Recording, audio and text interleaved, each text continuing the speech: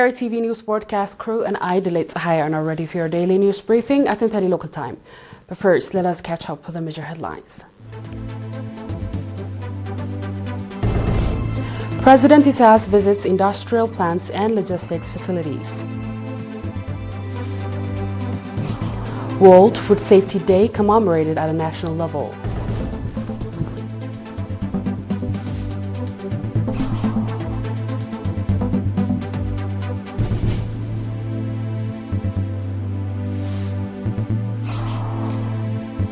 Pakistan carried out nearly daily strikes on Afghanistan.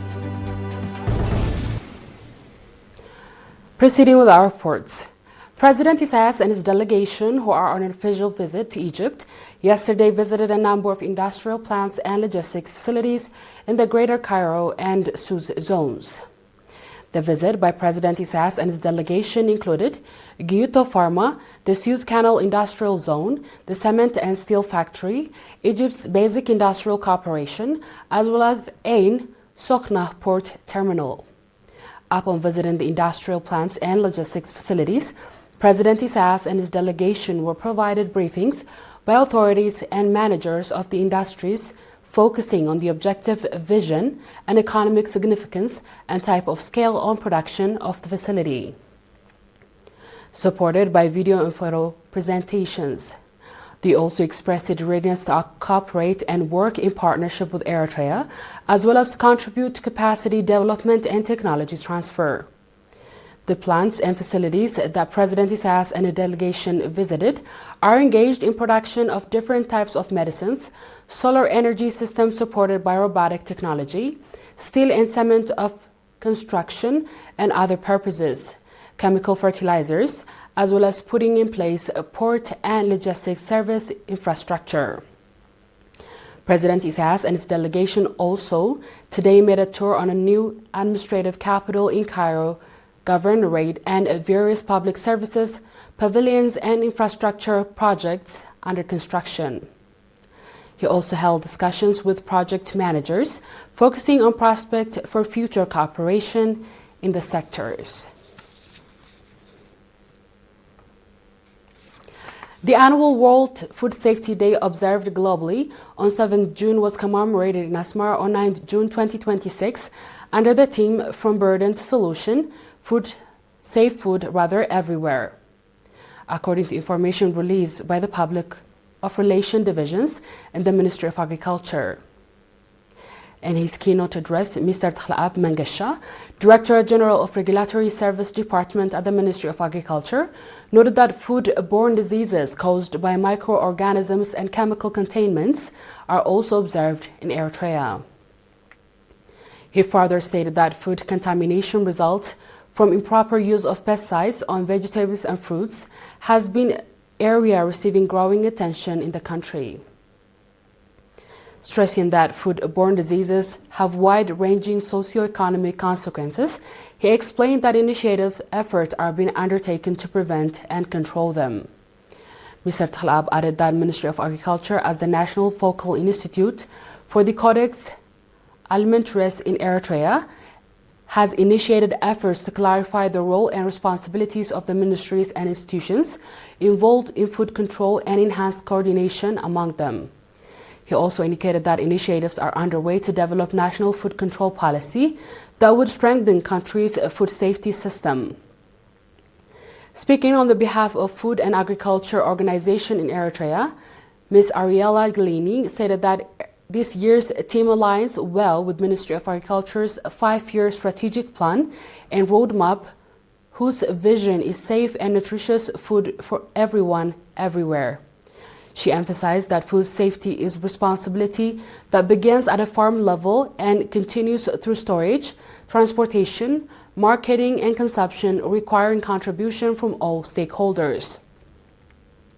She further underscored that effective food safety systems depend on strong coordination across agriculture, health, trade, standards, and education. She emphasized that every investment in food safety is an investment in health, reducing losses, protecting livelihoods, and strengthening trust in food system.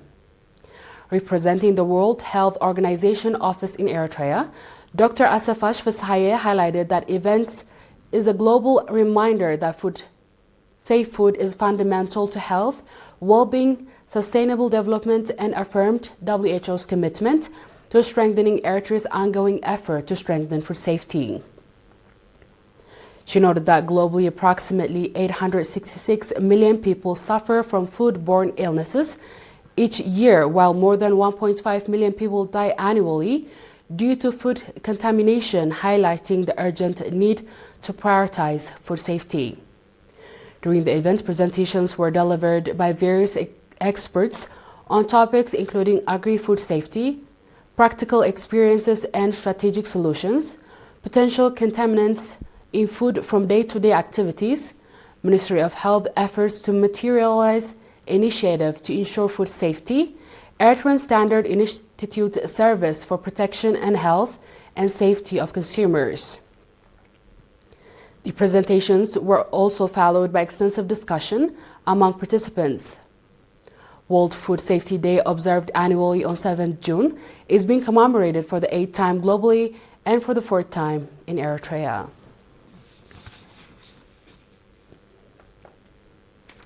The Civil Workers Organization in the Amhara subzone organized the Warsaw program for 11th grade students who are set to depart to Sawa to complete their 12th grade education as the member of 39th round of the national service. The objective of the program was to acquaint the students with heroic feats demonstrated during the armed struggle for independence. Upon touring the trenches at Mai'adaga, Adegolgol, Tukhul, Wutuh, Igrimakhal, as well as the Amhara front, where the final offensive for the total liberation of the country took place, and participants were provided briefing by veteran fighters who directly took part in the offensive of the heroic feat demonstrated by the liberation fighters. The veteran fighters, noting that the final offensive at Dak Amhara hurdled the imminent victory of EPLF in the total liberation of the country, and said that the moral and material support provided by residents of the area made a significant contribution to the liberation struggle.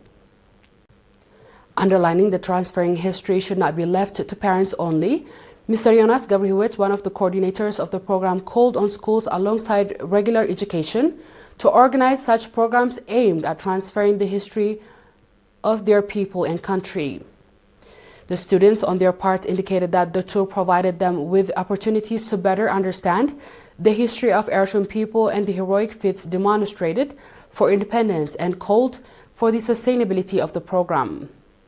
Mr. Yamana Aberra, administrator of the subzone, on his part, underlining that, alongside the efforts to transfer history through book and documentary films, the first-hand narration provided by veteran fighters, also their experience, make a significant contribution, and called for its continuity.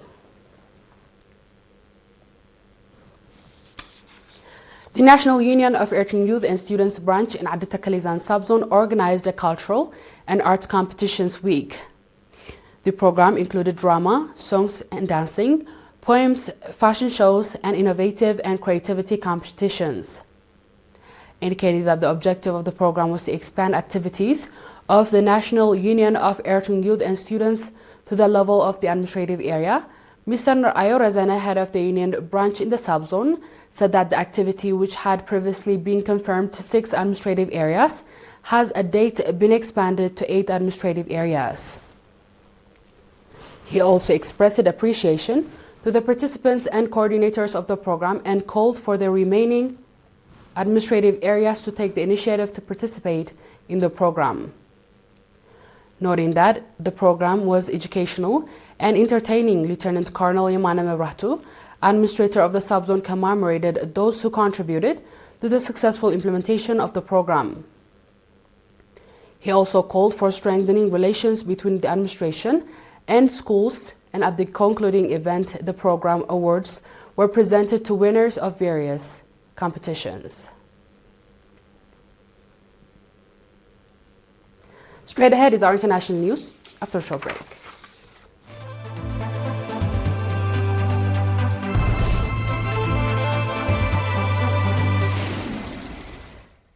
Welcome back. Afghanistan has accused Pakistan military of killing at least 26 people, most of them children, in air attack on the province of Kunar, Ghost, and Paktika. The attack late on Tuesday were deadliest in the week and follow a period of relative calm at the Afghanistan-Pakistan border. Zabiullah Majid, chief spokesperson of the Afghanistan Taliban government, said in a post on X that the victim of the attack included 11 children, 1 woman, and an elderly man. He said that 14 other women and children were wounded. There was no immediate comment on the strikes from Pakistan. Islamabad had previously claimed attack on Afghanistan, saying it targeted fighters from the Pakistan Taliban known by the acronym TTP. Dear viewers, we've come to the end of tonight's news. Let's have a quick recap of the headlines.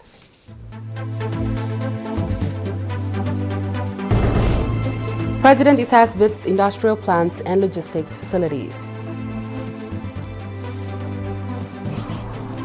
World Food Safety Day commemorated at a national level.